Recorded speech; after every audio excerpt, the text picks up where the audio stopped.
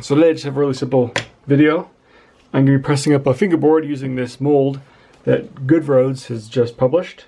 On his mold, he's built in like a screw clamp, and since I've already got some spring clamps, I'm just going to use these, and I just use the slicer to chop down all the features I didn't want, and that way allowed me to save a little bit of material.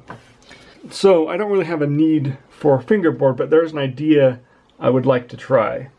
And it'll be a lot easier to do it on a fingerboard than it would be for a real full-size skateboard. And that would be, I want to use some construction paper and press a micarta deck. So I'm just going to go ahead and cut these up into some pieces that'll fit into the size of the mold, and we'll see how it goes from there. Alright, that looks like enough for the thickness of one board, so I'm going to glue this up with some Tite Bond, but first I'm going to put something out here to work on so I'm not getting glue on my table. So I'm going to save this for the top sheet, and I'll save blue for the bottom. Right, so the top and bottom sheets. So leave those unglued so I don't accidentally glue them to the mold. Keep them clean.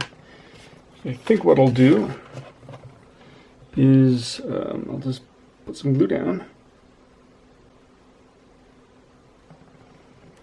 Like that. Get my spreader. Spread out some glue. Put down the sheet.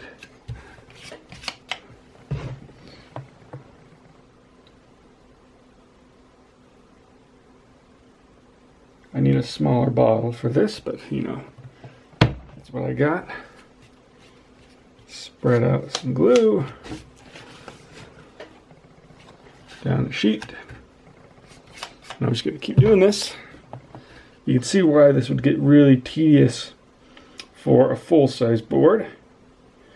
But so the idea for doing this on a full board, this would be another grip idea for like the mini cruiser idea, you know, concept that I've been doing.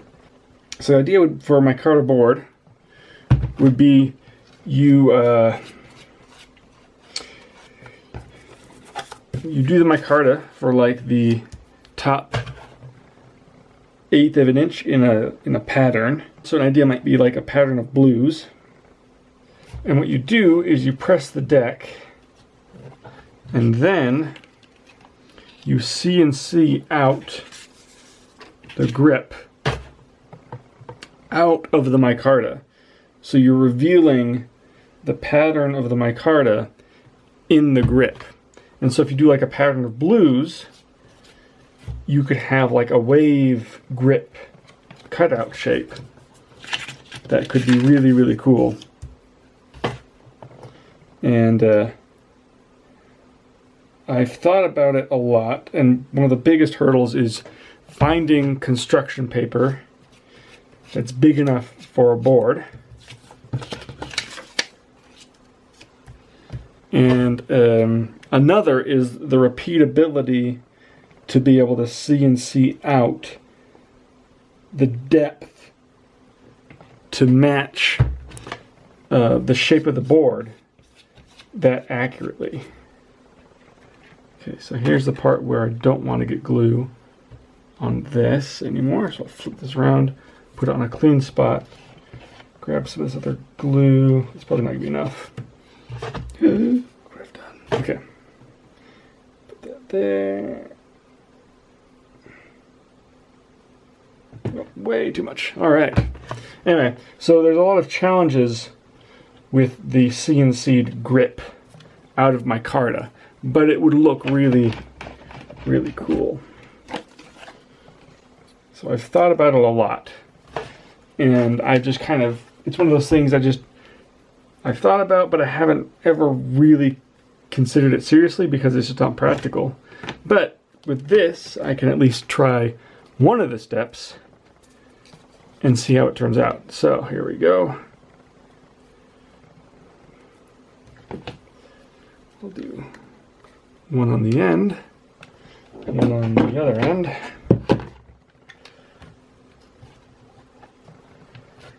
The alignment is not perfect. Okay, and then one on each side, like that. And I'm just gonna let that dry. It's probably gonna take at least 24 hours because even though it's small, the plastic is gonna block the water from getting out. And there is a lot of glue. But I'm excited to see how this turns out. So there we go. We'll check in tomorrow. All right, so it's been 4 days. It took a really long time to dry. There's a lot of glue in there. And so now it's ready to cut up. So before I start cutting out, I want to talk about why I used the wood glue. If I'm trying to make a micarta, why didn't I use an epoxy resin? And the reason was because firstly I wanted to see if this works, because I know you can make a micarta with epoxy. Second of all, I wanted to know how rigid the wood glue would end up making this. And third, I didn't want to have to come to the shop. I wanted the wood glue was something I could do in my bedroom, at my desk in my bedroom. So that is why I used the wood glue. But to get this cut out, what I'm going to do is I'm just going to mark the outline, the outside, and I'm just going to do a rough cut on the bandsaw, and then I'm going to take it to the sander, and I'm going to round everything out and kind of see what sort of shape I like. So there we go. So this is what I end up with there. So next step, sand. I've got the lines that I'm going to sand down to, and then I'm just going to kind of freehand it.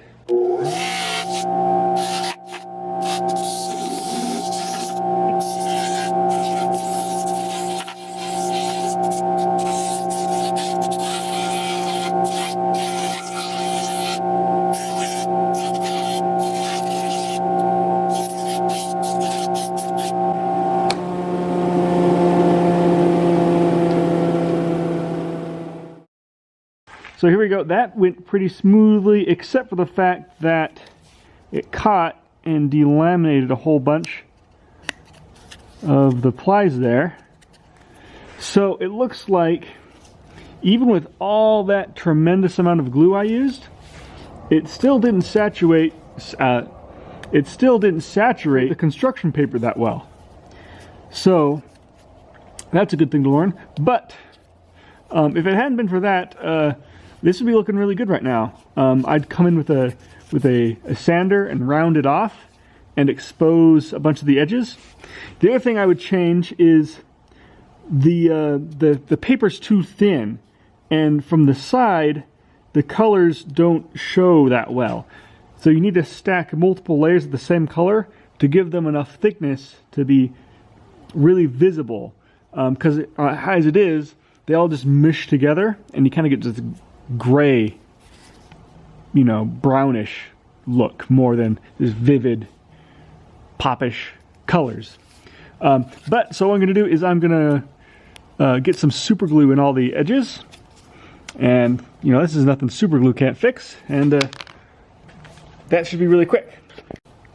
Got this super thin super glue here, and we'll just go ahead and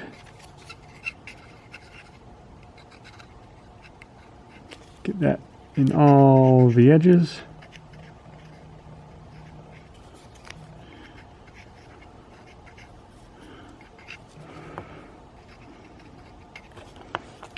I'll have to clean this up later. And yeah, it should just soak right in. And I'll put it back in the in there. And will it glue itself to this? Probably. I'll probably want to get some plastic or something. So what I'll do is I'll just put it in this sandwich bag. Yeah. So let me get this fully saturated.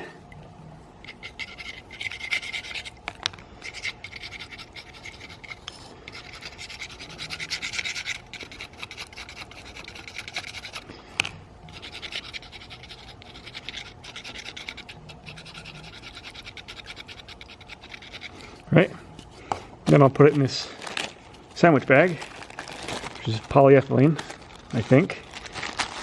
And that should stop it from sticking. Put it back in the press. And then I will let that set up while I clean up this mess I just made. Alright, so here it is after drying for a bit. It's got some interesting, so the bag left some interesting patterns on it, and it wetted certain places more than others, so it's kind of a bit more inconsistent now, but I'm going to see if I can finish this up and make it look a bit nicer now.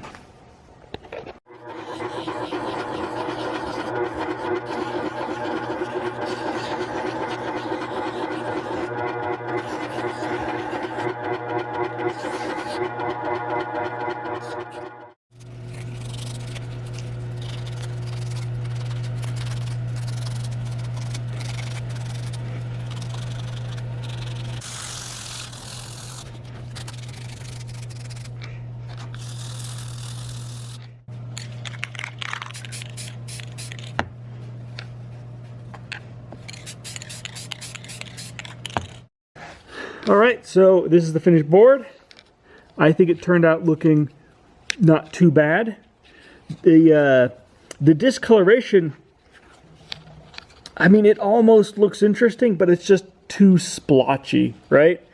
Like there's some spots on the bottom, like right here we got some darker, some lighter, some intermediate stuff. If it had more of that going on, it was kind of consistent everywhere, then I think that'd be pretty interesting. But as it is, it just kind of looks a little bad. I do like this texture that got pressed in by the plastic bag with the super glue, and that was just the pattern it formed, touching up against the plastic bag, and it kind of trying to spread itself out. And I wish I was able to preserve a little bit more of that, but I'm pretty happy with what I've got. There's some on each tail. So if we look at the edges, you can see it's kind of just a bluish gray with all the colors smushed together way too much for it to be really vivid as distinct bands, which is what actually is going on there. You just can't see it.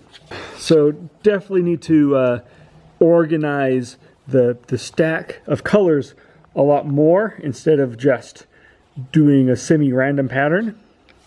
And what might be interesting would be to use like a textured craft paper for the top or for the bottom. That could be really cool. But overall, don't use wood glue. Go for the resin. Do something that can really penetrate all the way through the construction paper. Because if it's not going to penetrate all the way through, it's not going to hold it together like it should. Alright, so I'm going to have to track down some trucks to put on this. Maybe I'll have to print some out or come up with some crazy design. But for now, that's all I've got. Longboard technology, over and out.